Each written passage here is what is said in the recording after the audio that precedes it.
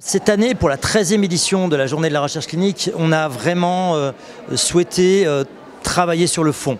Le fond pour nous, c'était le sens de la recherche clinique. C'est vrai qu'on remarque depuis les années post-Covid une diminution de l'attractivité des pays européens, avec un positionnement en Europe de la France qui se maintient toujours en termes de leadership au niveau du nombre d'essais cliniques et une première place dans tout ce qui est essais en oncologie, essais en maladies rares, dû notamment à un écosystème et une structuration des différentes organisations dans ces indications. Il faut prendre le temps de convaincre, d'expliquer à un médecin, puis prendre le temps d'expliquer à un patient. Prendre le temps, c'est la clé de l'acceptabilité. Et il est très important que tout ce processus, cette architecture de l'information, soit clairement définie dans le protocole, clairement discutée avec les investigateurs et éventuellement clairement conçu avec les associations quand les associations existent et